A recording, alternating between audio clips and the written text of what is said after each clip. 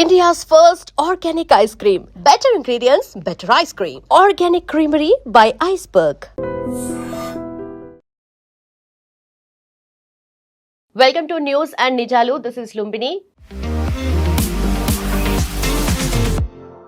So పార్లమెంట్లో FCRA bill introduce చేయడానికి all set, అంటే FCRA foreign contribution regulation act 2026. అయితే బేసిక్గా ఇది ఎందుకు వచ్చింది అండ్ దీని వెనక రీజన్స్ ఏంటి అండ్ ఇప్పుడు ఇంట్రడ్యూస్ చేస్తున్నారంటే ఏమన్నా ఇంకా ఏమైనా రూల్స్ని టైటన్ చేస్తున్నారా, ఇవన్నీ కూడా డిస్కస్ చేద్దాం. ఈ రోజు మనతో జాయిన్ అవబోతున్నారు senior journalist Suresh Kochattil sir మనతో పాటున్నారు. Let's talk to him. Hello sir, నమస్తే sir. Foreign contribution regulation act అనేది ఇప్పుడు 2026లో ఇప్పుడు మనకు లాగా క్లియర్గా ఎన్ఫోర్స్ చేయడానికి గవర్నమెంట్ ట్రై చేస్తుంది. అండ్ మోస్ట్ ఇంపార్టెంట్గా దీంట్లో మానిటర్స్, అంటే మనకు ఫారెన్ నేషన్స్ నుండి వచ్చే ఫండ్స్ని మానిటర్ చేయడానికి at the same time asset మేనేజ్మెంట్తో పాటు ట్రాన్స్ఫర్స్ మీద కూడా చాలా రూల్స్ అనేటివి టైటన్ చేస్తున్నారు అన్నట్టుగా అంటున్నారు. So what exactly is this sir?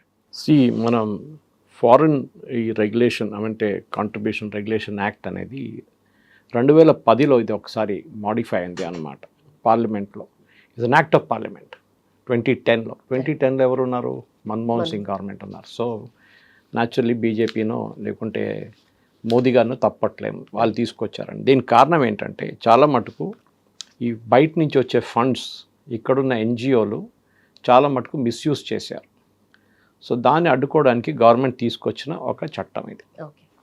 2010లో ఇది తీసుకొచ్చారు. 2010 తర్వాత మనం చూస్తున్నామంటే దీన్ని తర్వాత, ఎందుకంటే ప్రిడిసెసర్ లా దీనికన్నా ముందు 1976లో ఒకటి ఉండే, దాన్ని మాడిఫై చేసి ఇంప్రూవ్ చేశారనమాట. ఇందిరాగాంధీ పీరియడ్, ఆ టైంలో Indira Gandhi period. You are right. So ఇది బేసిక్లీ దీని చట్టాలు ఏమంటుందంటే, దీని ఇంప్లిమెంటేషన్ ఏముంటుందంటే, దీని బ్రైబరీ స్కామ్ ఒకటి జరిగింది ఎఫ్సిఆర్ఏలో చాలా మటుకు.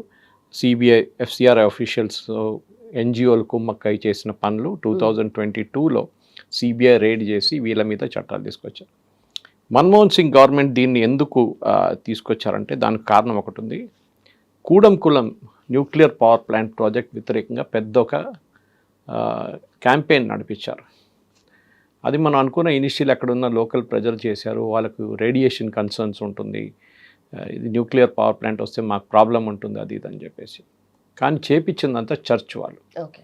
దాని వెనుక పాలిటిక్స్ ఉండే. ఎందుకంటే యుఎస్ గవర్నమెంట్కి ఏం కావాలంటే మనం వాళ్ళ వైపు నుంచి, వాళ్ళ దగ్గర నుంచి కొనాలని వాళ్ళకు ఒక ఇది ఉండే, ఏముండే. న్యూక్లియర్ పవర్ ప్లాంట్ వాళ్ళు ఎస్టాబ్లిష్ చేయాలి, వాళ్ళు స్థాపించాలి. ఎందుకంటే this is a 6-part plant అన్నమాట. దాంట్లో 3 సెటప్ అయినా ఇంకా 3 సెటప్ కావాల్సి. తో కూడంకులం వ్యతిరేకంగా చేస్తే క్యాంపెయిన్ చేసి రష్యాని ఎక్కడి నుంచి తరిమి కొడితే Russia is going to build it. మేము అంటే వెస్టింగ్ హౌస్ కానీ మిగతా యుఎస్ కంపెనీస్ వాళ్ళు ఇండియాకి టెక్నాలజీ అమ్మగలరు, వాళ్ళు సెటప్ చేస్తారు ప్లాంట్. చాలా పెద్ద ఘర్షణ జరిగింది, కొంత పోలీస్ ఫైరింగ్ జరిగింది, కొంతమంది చనిపోయారు. తర్వాత గవర్నమెంట్ తెలిసిపోయిందంటే ఇది నడిపించిందంతా చర్చ్ వాళ్ళు. వాళ్ళ వెనక నిలిచి డబ్బులు పెట్టి మనుషులు తీసుకొచ్చి క్యాంపెయిన్ నడిపించి దీన్ని వ్యతిరేకించడానికి ట్రై చేశారు. సో మన్మోహన్ సింగ్ గవర్నమెంట్కి అప్పుడు తెలిసిపోయింది క్యాంపెయిన్ ఇది ఇట్లా అని చెప్పి వాళ్ళు మార్పులు కూడా తీసుకొచ్చారు దానికన్నా ముందు 2010లోనే. తర్వాత మనకు తెలిసింది స్టెర్లైట్ అని చెప్పి ఇంకో కంపెనీ తూతుకుడిలో తమిళనాడులో కాపర్ ప్లాంట్ వేదాంత గ్రూప్ వాళ్ళది సెటప్ చేసి స్టార్ట్ చేసిన తర్వాత దాన్ని కూడా అడ్డుకున్నారు. అక్కడ కూడా పెద్ద క్యాంపెయిన్ నడిచింది దాని వ్యతిరేకంగా. ఈ తూతుకుడిలో ఉన్న ఈ స్టెర్లైట్ క్యాంపెయిన్ ఎందుకు నడిచిందంటే చైనా దీని వెనుక ఉన్నారు through many other organisation.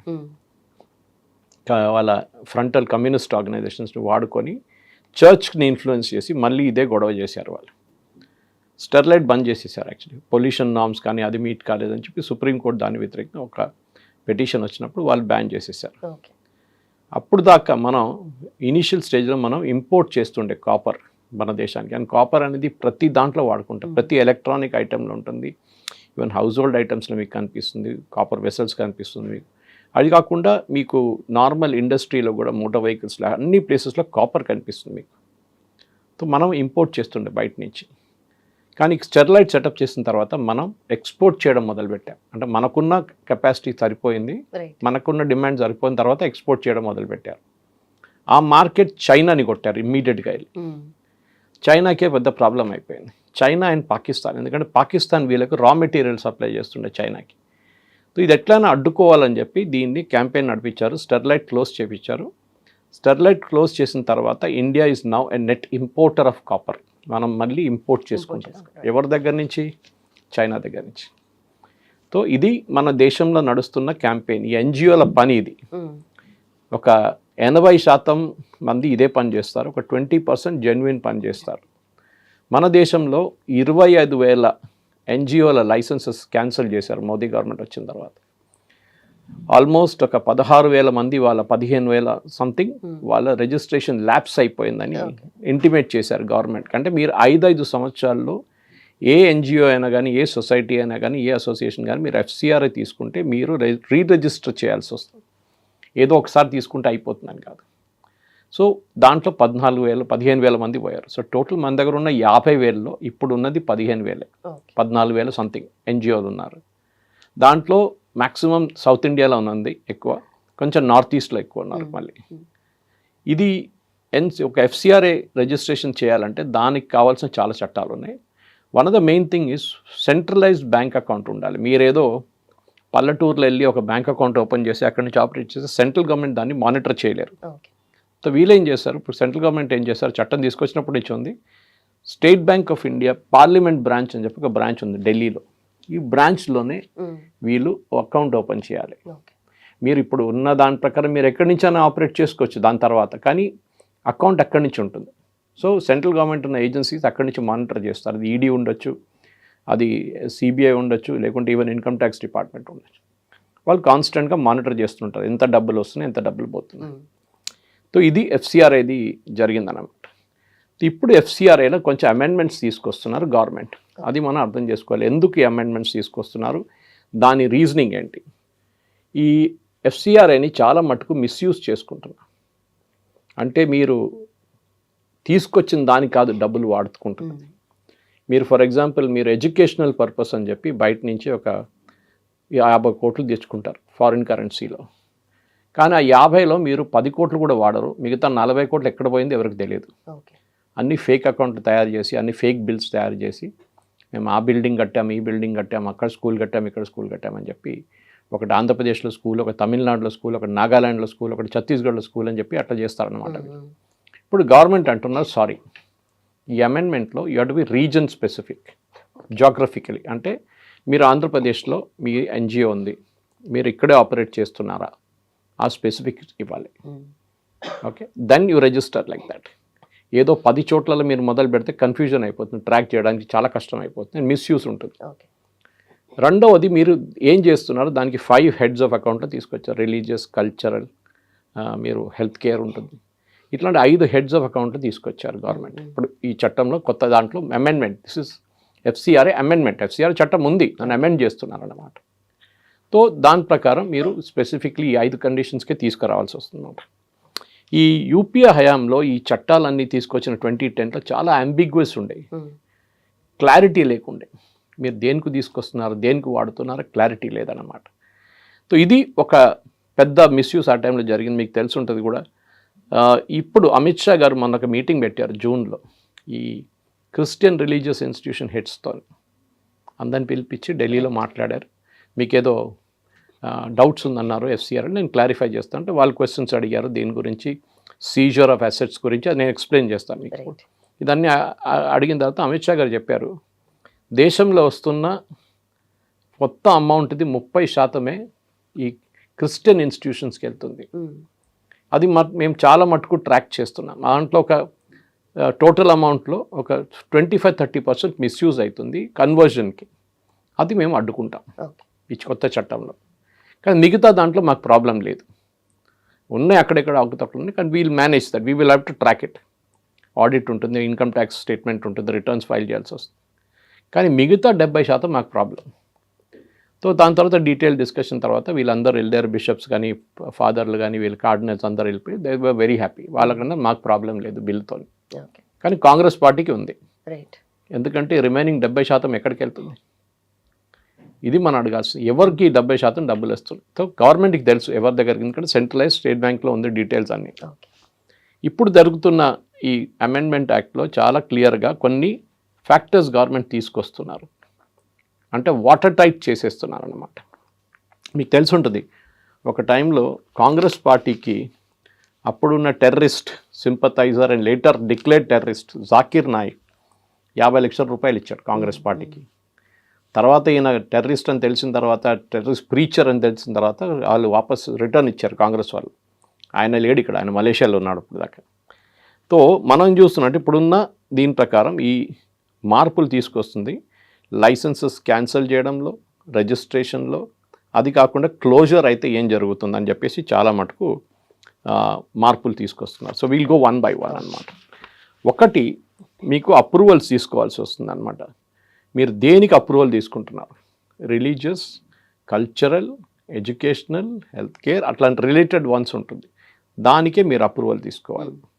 Okay, geographical నేను ఎక్స్ప్లెయిన్ చేశాను. ఏ జాగ్రఫీలో మీరు ఆపరేట్ చేయబోతున్నారు అదే జాగ్రఫీలో ఆపరేట్ చేయాలి.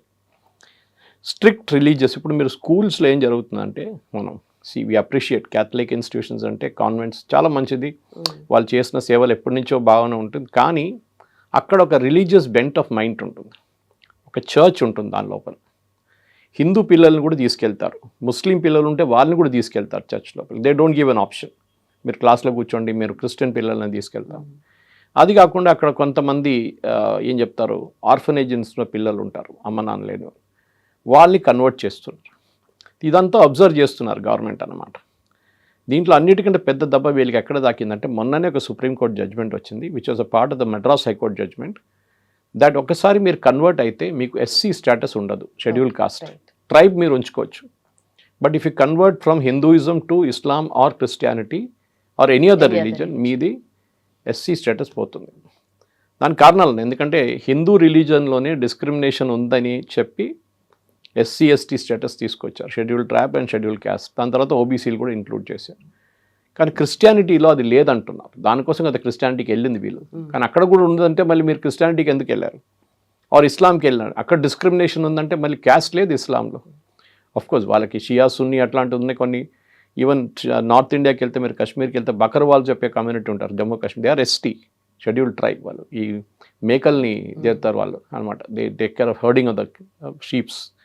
అట్లాంటి నార్త్ ఈస్ట్లో చాలా కమ్యూనిటీస్ ఉన్నారు, they are also schedule caste, schedule tribes, కానీ they are actually north tribals అన్నమాట. వాళ్ళు కన్వర్ట్ చేసుకున్నారు చాలా మటు. ఈవెన్ ఛత్తీస్గఢ్లో big conversion is going on. దీన్ని అరికట్టడానికి గవర్నమెంట్ ఇప్పుడు కొన్ని చర్యలు తీసుకుంటున్నారు అన్నమాట. లాస్ట్ ఇయర్ మనం చూస్తే మొత్తం డొనేషన్స్ వచ్చిన దాంట్లో ఫైనాన్షియల్ ఇయర్ 25-26లో కర్ణాటక, అస్సాం, వెస్ట్ బెంగాల్, ఛత్తీస్గఢ్, ఈ 4 ఈ స్టేట్స్కే మ్యాక్సిమం అమౌంట్ వెళ్ళింది. అది ఎందుకు వెళ్ళింది మీరు గెస్ట్ చేసుకోవచ్చు. ఛత్తీస్గఢ్లో లెఫ్ట్ వింగ్ ఎక్స్ట్రీమిజం నడుస్తుండే అప్పుడు, నక్సలైట్స్. గవర్నమెంట్ డెడ్ లైన్ ఇచ్చిండే, April 30కి మేము ఫినిష్ చేసేస్తాం. సడన్గా అమౌంట్ అక్కడ వెళ్ళడం మొదలుపెట్టింది, ట్రైబల్స్ని కన్వర్ట్ చేయడం మొదలుపెట్టారు. చాలా ఇన్స్టిట్యూషన్స్ అక్కడ వచ్చేసింది, చర్చిలు రావడం మొదలుపెట్టి. మన దగ్గర కూడా తెలంగాణ, ఆంధ్ర వైపు వెళ్తే మొత్తం చర్చిలు కనిపిస్తాయి మీకు. దానికి వస్తున్న డబ్బులు ఎక్కడి నుంచి వస్తున్నాయి, ఎవరు పంపిస్తున్నారు? ఒక చిన్న ఇండస్ట్రీగా మారిపోయింది. ఒక పాస్టర్గా ఉంటే మీకు టార్గెట్ ఇస్తారు, వాళ్ళు ఇంతమందిని కన్వర్ట్ చేయాలి, మీరు నెలకి ఇంతమందిని కన్వర్ట్ చేస్తే మీకు ఇంత జీతం టార్గెట్ ఉంటుంది, ఒక మనిషిని కన్వర్ట్ చేస్తే ఇంత అని చెప్పేసి. ఫ్రీడమ్ ఆఫ్ రిలీజియన్ అని ప్రాక్టీస్ చేయడానికి కాన్స్టిట్యూషనల్ రైట్ ఇచ్చారు, కానీ కన్వర్షన్కి రైట్ ఇవ్వలేదు. మీరు మీకు ఎంత ప్రేమ ఉంటుంది రిలీజియన్తో, మీరు ఎవరు చెప్పకుండానే మీరు కన్వర్ట్ చేసుకోవచ్చు. కానీ మీరు వెళ్ళి పదే ఆయన్ని పర్సువేడ్ చేసి లాస్ట్లో కన్వర్ట్ చేసి వాళ్ళకి డబ్బులు కానీ మిగతా ఇచ్చేసి ఎంటైజ్ చేసి తీసుకొస్తుంది, దాన్ని గవర్నమెంట్ ఆపుతుంది. నో ప్రొటలైజేషన్ అనమాట, అబ్సల్యూట్లీ నథింగ్. మూడోది అని చెప్పొచ్చు మనం, strict religious and educational cultural limits. మీరు ఒక స్కూల్లో ఒక ప్లే ఆర్గనైజ్ చేశారు, దాంట్లో మీరు రిలీజియస్ కానటేషన్స్ తీసుకొస్తే దాన్ని ఆపేస్తారు. It should not be done అన్నమాట. నో కన్వర్షన్, నేను ఆల్రెడీ చెప్పాను. No political classes. మీరు మీ స్కూల్ నడిపిస్తున్నారు, కాలేజ్ నడిపిస్తున్నారు, అన్నీ చేస్తున్నారు, ఆర్ ఈవెన్ సండే క్లాస్ నడిపిస్తున్నారు, దాంట్లో మోదీ గారిని తిట్టడమో, గవర్నమెంట్ని తిట్టడమో, any government for that matter, Modi government అని లేదు, స్టేట్ గవర్నమెంట్ ఉండొచ్చు, ఇక్కడున్న కాంగ్రెస్ గవర్నమెంట్ తిట్టడం, లేకుంటే తమిళనాడులో ఉన్న జోసెఫ్ స్టాలిన్ గవర్నమెంట్ తిట్టడం, ఏమైనా ఉండొచ్చు. Okay, Joseph Vijay, sorry. So ఇట్లాంటి దాంట్లో చాలా మటుకు గవర్నమెంట్ స్ట్రిక్ట్ తీసుకొచ్చారు క్లాజెస్. No ideological content. మీరు ఐడియాలజీని మళ్ళీ తీసుకురాకూడదు దీంట్లో, స్కూల్స్ కానీ ఎడ్యుకేషనల్ ఇన్స్టిట్యూషన్స్లో. చాలా మటుకు టైట్ ఫైనాన్షియల్ కంట్రోల్స్ పెట్టారు, audit, filing of returns if required. దాని తర్వాత చాలా ఇంపార్టెంట్ అంటే రెస్ట్రిక్షన్స్ పెట్టారు. వీళ్ళు ఏం చేస్తారు, ఎగ్జాంపుల్ ఇస్తాను మీకు. వీళ్ళు బయట నుంచి 10 కోట్లు తెచ్చుకుంటారు, తెచ్చుకొని దాంట్లో ఒక 30% వాడతారు. కానీ బయట పేపర్లు ఏం చూపిస్తారంటే మేము 90% వాడేసాము, మాకు నెక్స్ట్ ఇన్స్టాల్మెంట్ కావాలని చెప్పి మళ్ళీ ఎఫ్సిఆర్ఏ వాళ్ళు యూఎస్లో చాలామంది ఉన్నారు రెడీ డొనేట్ చేయడానికి, వాళ్ళ దగ్గర తెచ్చుకుంటారు. కానీ ఈ అమౌంట్ ఇక్కడ ఉంది, ఓకే, ఆ అమౌంట్ వాడలేదు ఇంకా. సో గవర్నమెంట్ అంటున్నారు 75% మీకు వచ్చిన డబ్బులు ఫస్ట్, దాన్ని వాడిన తర్వాతనే మీరు నెక్స్ట్ ఇన్స్టాల్మెంట్కి అప్లై చేయొచ్చు. Okay, and 10 lakhs you have to use in 2 years minimum. మీరు డబ్బులు తీసుకెళ్ళి బ్యాంకులో పెట్టడం కాదు, మిగతా ఇక్కడ ఎఫ్డీలో పెట్టడం కాదు, కోఆపరేటివ్ బ్యాంక్స్లో పెట్టడం కాదు. మీరు 10 లక్షలైనా మీ అమౌంట్ మినిమం 2 yearsలో వాడాల్సి వస్తుంది, 2 financial yearsలో. ఓకే, ఇన్స్టాల్మెంట్ రెస్ట్రిక్షన్ మీకు చెప్పాను. ఇప్పుడు అసెట్ సూపర్విజన్, ఇక్కడే పెద్ద గొడవ నడుస్తుంది. ఏం జరుగుతుందంటే మీరు ఒక ఎన్జిఓ స్టార్ట్ చేస్తారు, ఓకే, స్టార్ట్ చేసి 5 సంవత్సరాలు కదా పీరియడ్, దాని తర్వాత మీరు రిన్యూ చేయరు దాన్ని, you allow it to lapse. మీరు వచ్చిన డబ్బులతోని మీరు ఒక చర్చ్ కట్టుకున్నారు, స్కూల్ కట్టుకున్నారు, కొన్ని బిల్డింగ్స్ కట్టుకున్నారు, దాంతో ఒక 10 కార్లు కొనుక్కున్నారు, 5 బస్సులు కొనుక్కున్నారు, అన్నీ చేస్తారు. ఇప్పుడు మీరు ఈ ల్యాప్స్ అయినప్పుడు ఏమైపోతుందంటే ఈ ప్రాపర్టీ అంతా ఎవరిది ఉందో వాళ్ళకి వెళ్ళిపోతుంది, ఇండివిజువల్కి. ఎన్జిఓ పేరు మీద ఉంటుంది కానీ ఎన్జిఓ లేదు కదా. ఆర్ వాట్ ఈ does smartly is he or she, వాళ్ళు ఈ ప్రాపర్టీ ల్యాప్స్ అయిన తర్వాత ఇమీడియట్లీ అమ్మేసుకుంటారు. ఒకరిని పిలిచి చెప్తారు, అదే రెడీమేడ్ స్కూల్ ఉంది ఒకటి కొనుక్కొని నా దగ్గర నుంచి ఇంత 5 కోట్లు 10 కోట్లు ఇచ్చేసి తీసుకోండి, మీరు ల్యాండ్ ఉంది అంత ఉందని చెప్పి. కానీ మీరు దేనికి తీసుకొచ్చారు? అది స్కూల్ నడిపించడానికి తీసుకొచ్చారు, మీ పేరు మీద, అంటే మీ ఎన్జిఓ పేరు మీద నడిపించడానికి తీసుకొచ్చారు. మళ్ళీ మీరు ఎట్లా మిస్యూజ్ చేస్తారు? దాన్ని గవర్నమెంట్ క్రాక్ డౌన్ చేస్తున్నారు. నో, అట్లా చేస్తే మీరు 5 సంవత్సరాల తర్వాత మీ ఎన్జిఓ ల్యాప్స్ అయితే and you are not renewing it, ఆ ప్రాపర్టీ మీరేమేమి ఉందో మీ పేరు మీద it will go to designated authority. అది సెంట్రల్ లెవెల్ ఉంటుందా, స్టేట్ లెవెల్లో ఉంటుందా, బిల్ వచ్చిన తర్వాతనే మనకు తెలుస్తుంది క్లియర్గా. ఇప్పుడైతే మనకు బిల్ చూడలేదు మనం, కానీ బ్రాడ్ కాంటియోస్ ఇది ఉందని తెలుసు. సో ఈ డెసిగ్నేటెడ్ అథారిటీ మీద వీళ్ళు గొడవ చేస్తున్నారు. ఎందుకంటే చాలా మటుకు బ్రిటిష్ టైం నుంచి ఎస్పెషలీ క్రిస్టియన్ ఇన్స్టిట్యూషన్స్లో ఈ ప్రాపర్టీ అంతా అయోమయంగా ఉంది కంప్లీట్గా. ఇప్పుడు మీరు సికింద్రాబాదే తీసుకోండి, it was Bolarum was Alwal Bolarum, ఆ ఏరియా అంతా బ్రిటిష్ కంటోన్మెంట్ ఉండే, బ్రిటిష్ ఆర్మీ ఉండేది. విన్స్టన్ చర్చిల్ కూడా వచ్చి ఉన్నారు, ఈ స్టేడియా ఫర్ ఇయర్ ఇన్ బొలారం. ఆ టైంలో ఈ వాజ్ సబ్ లెఫ్టినెంట్ అప్పుడు ఆర్మీలో. అట్లాంటి చాలా మటుకు అక్కడ చర్చెస్ ఉన్నాయి వాళ్ళది, ఆ చర్చెస్కి ప్రాపర్టీ ఉంది. ఇన్ఫ్యాక్ట్ భారతదేశంలో అందరికన్నా ఎక్కువ ల్యాండ్ హోల్డింగ్స్ ఇండియన్ రైల్వేస్ తర్వాత ఉన్నది చర్చ్కి. అంటే ఆ బ్రిటిష్ టైంలో వాళ్ళు ఇచ్చేశారు, ఎంత ల్యాండ్ కావాలంటే ల్యాండ్ ఇచ్చేశారు. కానీ ఇప్పుడు ఏమైందంటే వీళ్ళ నడిమిట్లోనే డివిజన్స్ రావడం మొదలుపెట్టింది. There is Catholic, there is Methodist, okay, there is Protestant, Jehovah's witnesses, అట్లా కేరళలో మార్థోమా, జేకోబైట్, సిరియన్, చాలా మటుకు ఫ్యాక్షన్స్ ఉన్నాయన్నమాట. సో వీళ్ళు కూర్చున్న వీళ్ళ దగ్గర ఉన్న ల్యాండ్ హెస్ బికమ్ బంగారం. సో దాని గురించి గొడవ నడుస్తుంది అన్నమాట వాళ్ళ నడిమిట్లోనే. ఓకే, ఒక చర్చ్ వాళ్ళు ఇంకో చర్చ్ వాళ్ళకి రానియట్లేదు. కేరళలో మార్థోమా చర్చ్ వెంట supreme court all the way, jacobite and syrian Marthoma, అది ఒక పెద్ద కేసు నడిచింది అనమాట. సో గవర్నమెంట్ ఏమన్నారు, sorry, you will have to, if you close your NGO, ఆ అసెట్ సెంట్రల్ అథారిటీకి వస్తుంది. దాని క్లారిటీ మనకు బిల్ వచ్చిన తర్వాతనే వస్తుంది. ఎవరు ఉంటారో సెంట్రల్ అథారిటీలో, ఎవరు అడ్మినిస్ట్రేట్ చేస్తారా ప్రాపర్టీని, రేపు ఒక స్కూల్ టేక్ ఓవర్ చేస్తే వాళ్ళు నడిపిస్తారా, లేకుంటే వాళ్ళు ఇంకొకరిని పిలిచి ఆ స్కూల్ వాళ్ళకి అప్పగిస్తారా అని మనకు తెలియాలన్నమాట. ఇది next. The other thing that we need to understand is, ఈ డోనర్స్ నీకు ఒక federation of churches of north America అని చెప్పి ఎవరో మీకు డొనేట్ చేస్తారు, ఒక 10 కోట్లు 20 కోట్ల రూపాయలు. ఎవరు వీళ్ళు? They are only a front. Right, వాళ్ళ వెనక వాళ్ళకి డబ్బులు ఎవరు ఇచ్చారు ఇది మనకి ఇప్పుడు దాకా తెలియదు. We note ever ask that. కానీ కొత్త చట్టంలో మీకు ఎవరు ఆఫ్ దట్ చర్చ్ వాళ్ళకు మీకు ఇచ్చిన డొనేషన్, వాళ్ళకి ఎవరు ఇచ్చారు డొనేషన్ మాకు తెలియాలి, వాళ్ళ ఆరిజిన్ కూడా తెలియాలి. రాకెఫెల్లర్ ఫౌండేషన్ ఇచ్చారా, ఫోర్డ్ ఫౌండేషన్ ఇచ్చారా, లేకుంటే ఇట్లాంటి జాకీర్ నాయక్ వాళ్ళంటే ఇచ్చారా ఇస్లామిక్ ఇన్స్టిట్యూషన్స్కి, అది మాకు తెలియాలి. మీకు ఖత్తర్ నుంచి డబ్బులు వచ్చినాయి, ఎవరు ఇచ్చారు ఖత్తర్ నుంచి? We want to know who gave the money.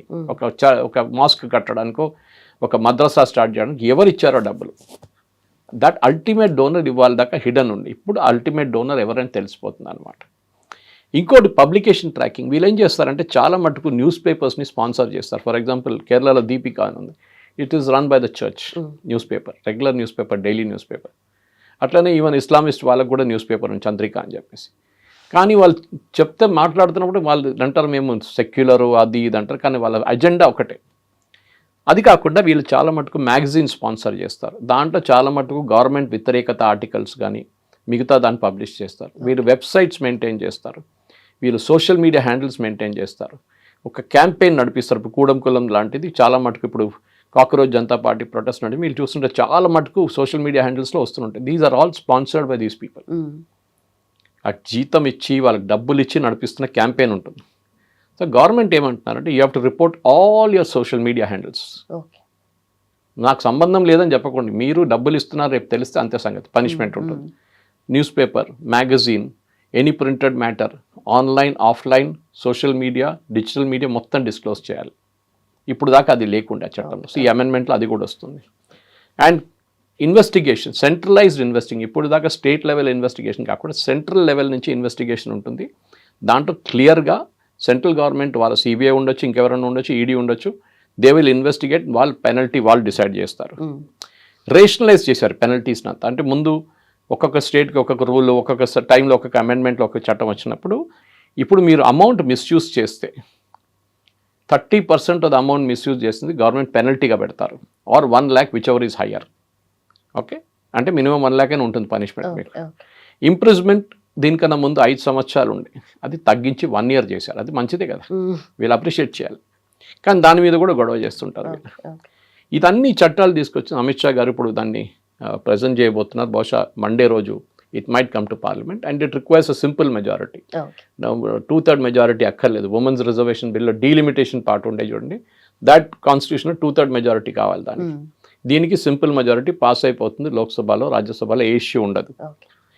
Government ఇదంతా ఎందుకు తీసుకొస్తున్నాడు, దేనికన్నా ముందు ఒక పెద్ద ప్రాజెక్ట్ ఉండే క్రిస్టియన్ ఇన్స్టిట్యూషన్స్ యుఎస్ నుంచి, కాల్డ్ ప్రాజెక్ట్ జోషువా, కన్వర్షన్ కోసం. వాళ్ళు ఏమన్నారంటే భారతదేశాన్ని ఇక్కడ ఉన్న వాళ్ళకి కల్చర్ లేదు, వీళ్ళకి మాట్లాడడం తెలియదు, వీళ్ళకి టాయిలెట్ ఎటికెట్స్ లేదు, వీళ్ళకి ఏం లేదు, మనం నేర్పిస్తాం వీళ్ళని, they are all jungle like type, వాళ్ళని మన క్రిస్టియన్ దాంట్లో తీసుకొచ్చి ప్రాజెక్ట్ జోషువా అని చెప్పి we will educate and make it like America అని చెప్పి ఆ ప్రాజెక్ట్ని తర్వాత గవర్నమెంట్ పట్టుకున్నారు. వాళ్ళు ఎవరెవరు ఆర్గనైజ్ చేశారు, చాలామందిని అరెస్ట్ చేయడం జరిగింది, వాళ్ళని డిస్బ్యాండ్ చేయడం కూడా జరిగింది. కానీ రీసెంట్లీ ఇంకొక స్కామ్ బయటకు వచ్చింది. It was called project Timothy project. దాంట్లో ఏం జరిగిందంటే అమెరికా నుంచి 1000 డెబిట్ కార్డులు ఒక అమెరికన్ బ్యాంక్ పేరు మీద భారతదేశానికి వచ్చింది. 1000 డెబిట్ కార్డులు ఇక్కడ వచ్చి అన్ని స్టేట్స్లో ఈ కార్డు డిస్ట్రిబ్యూట్ అయింది. అది గవర్నమెంట్కి ఎట్లా తెలిసిందంటే గుజరాత్లో ఒక ఇన్సిడెంట్ జరిగింది. అక్కడ ఒక పూజారి ఉండే టెంపుల్లో, ఆయన ఒకరోజు చూస్తే ఇది లేదు, టీకా లేదు, ఏం లేదు, క్రాస్ వేసుకుని తిరుగుతున్నారు పూజారి. సో ఆ డౌట్ వచ్చింది పక్కన, ఏంట్రా నిన్నదాకా పూజారి ఉన్నాడు ఇప్పుడు ఏమైందంటే క్వశ్చన్ చేస్తే నేను రథం మార్చుకున్నాను.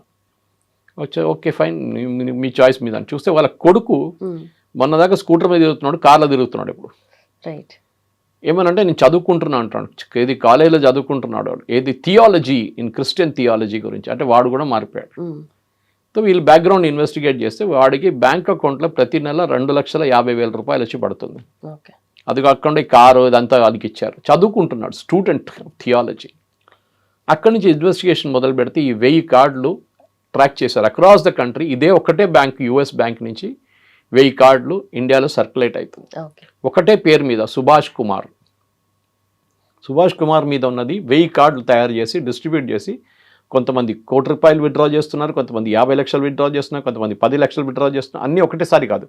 ఇప్పుడు ₹1,00,00,000 మీరు విత్డ్రా చేయాలంటే మీకు ప్రాబ్లం అవుతుంది. So they withdraw in instalments అనమాట, ఏటీఎంకి వెళ్ళి.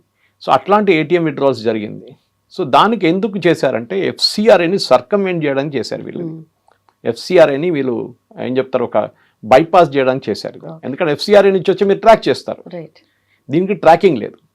సో ఇదొక పెద్ద స్కామ్గా మారిపోతుంది ఇప్పుడు. ఎందుకంటే ఎఫ్సిఆర్ అంటే లీగల్ రూట్లో యాక్చువల్ పేమెంట్ వస్తుంది, ఆ పేమెంట్ని మీరు ట్రాకిల్ చేస్తారు. ఫర్ ఎగ్జాంపుల్ దీంట్లో ఈ 30% క్రిస్టియన్ ఇన్స్టిట్యూషన్ చెప్పాను చూడండి, మిగతా 70%లో ఒక ట్రాన్సాక్షన్ 2-3 ట్రాన్సాక్షన్ ట్రాక్ చేస్తే ఈ తిమోతి ఇనిషియేటివ్ కింద వచ్చింది. Because it's also part of Christian this one. ఆ పేమెంట్స్ బంగ్లాదేశ్కి వెళ్ళింది. 3 బంగ్లాదేశ్ నుంచి 3 కార్డులు ఆపరేట్ అయినాయి. ఈ అమౌంట్ ఛత్తీస్గఢ్కి వెళ్ళిన అమౌంట్ కూడా బంగ్లాదేశ్కి వెళ్ళిన తర్వాత, ఎందుకు బంగ్లాదేశ్, వెస్ట్ బెంగాల్కి వెళ్ళిన అమౌంట్ బ్యాంక్ నుంచి ట్రాన్స్ఫర్ అయింది, బంగ్లాదేశ్ నుంచి అది మన వెస్ట్ బెంగాల్ నుంచి విత్డ్రా చేసి బంగ్లాదేశ్కి పంపిస్తున్నారు, పట్టుకున్నారు. బంగ్లాదేశ్కి ఎందుకు పంపిస్తున్నారని తర్వాత ఇన్వెస్టిగేటివ్ ఏజెన్సీ మమతా బెనర్జీ టైంలో జరిగింది. దెన్ దే ఫౌండ్ అవుట్ అక్కడ నుంచి జమైతే ఇస్లామీ లాంటి ఆర్గనైజేషన్ మళ్ళీ భారతదేశంలో టెర్రర్ నడిపించడానికి, టెర్రర్ అవుట్ఫిట్ స్పాన్సర్ చేయడానికి ఆ డబ్బులు మళ్ళీ ఇండియాకి పంపిస్తున్నారు రిటర్న్. సో దీన్ని కూడా గవర్నమెంట్ టైట్ చేసేసారు ఇప్పుడు. ఇది మీరు ఫారిన్ ఫండ్స్ తీసుకురండి, ఎవరు వద్దన్నట్లేదు, కానీ మీ మీద ఎంత ప్రేమ పెట్టుకొని బయట నుంచి పంపిస్తున్న వాళ్ళు ఎందుకు పంపిస్తున్నారో అర్థం చేసుకోవాలి ఫస్ట్. మీరు ఒక స్కూల్ కడుతున్నారో, లేకుంటే ఒక ఆర్ఫనేజ్ కడుతున్నారో, లేకుంటే ఒక elderly home, old age home కడుతున్నారో ఎవరు అబ్జెక్ట్ చేయరు. కానీ వీళ్ళేం చేస్తారంటే ఫస్ట్ ఫర్ ఎగ్జాంపుల్ లుమిని వీళ్ళు చర్చ్ కడతారంటారు, 5 కోట్లు అంటారు దాని కాస్ట్ కన్స్ట్రక్షన్, 10 కోట్లు బయట నుంచి తెచ్చుకుంటారు. చర్చ్ అయితే కడతారు, దాని తర్వాత ఏం చేస్తారు, దాని పక్కన లేకుంటే కొంచెం దూరంలో మంచి ఇల్లు కట్టుకుంటారు పెద్ద.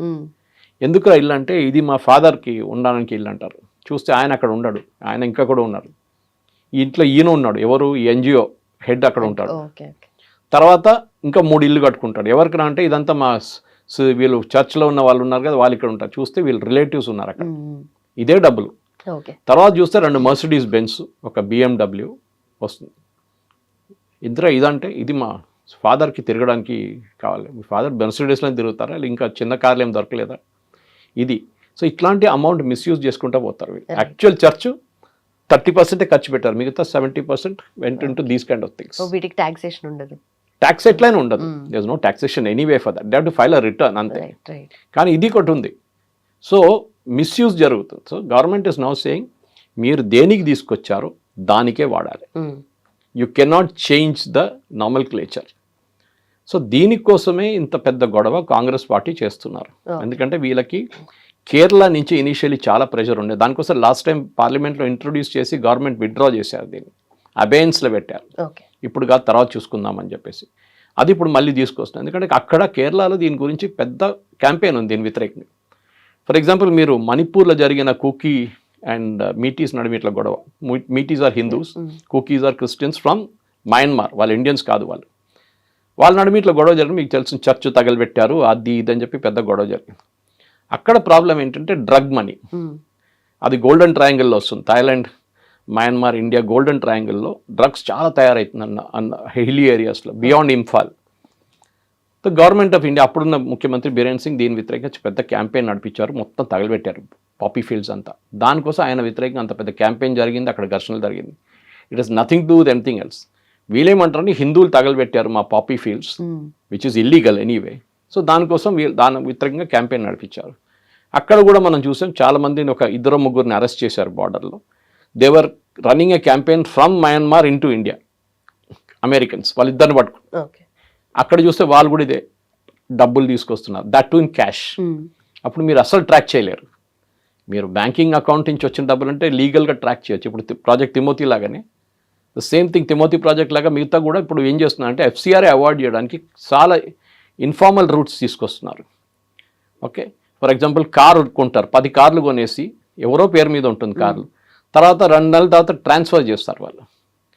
ట్రాక్ ఎట్లా చేస్తారు, కారు యూజువలీ మనం కొనుక్కుంటున్నప్పుడు కొంచెం పెద్ద అమౌంట్ కారు ఉంటే వీళ్ళు IT డిపార్ట్మెంట్ ఇన్ఫార్మ్ చేస్తారు, ఎవరు మన కార్ షోరూమ్ వాళ్ళు. మనకు తెలియదు, అది వాళ్ళు చేస్తారు, వాళ్ళ పని అది. మీరు 50 లక్షలు, ₹1,00,00,000 కారు కొంటున్నాయి, మీరు 40 లక్షల కారు కొంటే వాళ్ళు ఇన్ఫార్మ్ చేస్తారు. ఎందుకంటే మీకు మీ ప్యాన్లో ఆ స్టేట్మెంట్ ఉంటుంది, మీకు శాలరీ ఎంత వస్తుంది, మీకు వచ్చేది 10 లక్షలు, మీకు కొన్న కార్ ఏమో 40 లక్షలు. హౌ ఇస్ ఇట్ పాసిబుల్ అని అడుగుతారు వాళ్ళు. This is what is happening. So government ఏం చేస్తున్నా అంటే ఇప్పుడు మనం మొత్తం చట్టం చూడలేదు ఇంకా. So we will know only once it's tabled in the Lok Sabha and then Rajya Sabha. కానీ ఇది బేసిక్లీ గవర్నమెంట్ దీన్ని ఏం చేస్తున్నా అంటే they are kind of making things strict. ఇప్పుడు దాకా చాలా లీనియంట్ ఉండే దాన్ని చాలా స్ట్రిక్ట్ చేస్తున్నారు. ఎక్కడ లూప్ హోల్స్ ఉంటే అది అవాయిడ్ చేయడానికి చేస్తున్నారు అన్నమాట.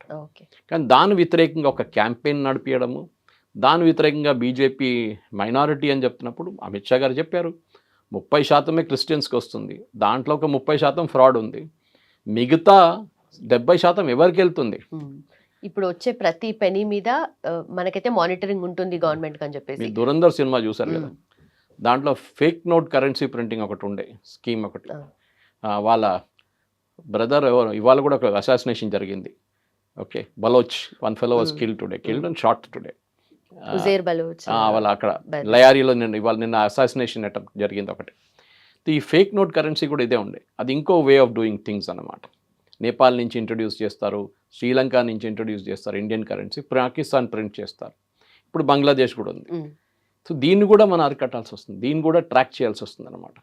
ఎందుకంటే గవర్నమెంట్ చెక్ చేస్తున్నారని తెలిసిన వాళ్ళు బ్యాంకింగ్ రూట్ వాళ్ళు వాడుకోరు, నాన్ బ్యాంకింగ్ రూట్స్ వాడుకుంటారు. సో దీన్ని ఇంకొక దట్ ఈస్ అనదర్ గేమ్. అది మన ఇంటెలిజెన్స్ ఏజెన్సీస్ వాళ్ళు చేస్తున్నారు. వాళ్ళు ఎక్కువ బయట మాట్లాడరు దాని గురించి. కానీ ఎవ్రీ ప్లేస్ గవర్నమెంట్ కాశ్మీర్లో డిమానిటైజేషన్ జరిగిన తర్వాత ఇవాళ దాకా రాళ్ళు విసరడం జరగలేదు. లేకుంటే it was a regular affair they. ఒక మిలిటరీ ఆపరేషన్ నడుస్తున్నప్పుడు కానీ ఇంకొక టెర్రరిస్ట్ ఆపరేషన్ వ్యతిరేకంగా నడుస్తున్నప్పుడు ఆర్ ఫ్రైడే ప్రేయర్స్ తర్వాత రాళ్ళు విసరడం కామన్ ఉండే. కానీ 500 రూపాయల నోటు ఏదో రోజు బ్యాన్ చేశారు. ఆ రోజు నుంచి పాకిస్తాన్ నుంచి రావడం బంద్ అయిపోయింది. రాళ్ళు విసరడం కూడా క్లోజ్ అయిపోయింది. So this is what the government is doing. మనం చూద్దాం, ఇంకా బిల్ ప్రజెంట్ చేసిన తర్వాత దాని ఇంకా చాలా మటుకు డీటెయిల్స్ బయటకు వస్తుంది. Then we can debate this further అని. బట్ ఇది ఎక్కడా కూడా పొలిటికలీ బయాస్ అవ్వదా సార్ ఫ్యూచర్లో? పొలిటికలీ బయాస్ మీరు ఎందుకు భయపడుతుంది? మీ దగ్గర కోర్ట్స్ ఉంది కదా, మీరు కోర్టుకి వెళ్ళొచ్చు. You can challenge this in court. మీ వ్యతిరేకంగా కావాలని చెప్పి ఫేక్ కేసు పెట్టారు మా మీద అని చెప్పి కోర్టుకి వెళ్ళండి. వెళ్ళరు, ఎందుకంటే మళ్ళీ అది ఇంకా పెద్ద ఎక్స్పోజ్ అయిపోతుంది. అక్కడ గవర్నమెంట్ వాళ్ళ వైపు నుంచి ఎవిడెన్స్ తీసుకొస్తారు, అప్పుడు you will get caught. So దానికోసం వీళ్ళు క్యాంపెయిన్ నడిపిస్తారు, కోర్టుకి వెళ్ళరు. అదే మాట. Right sir, thank you.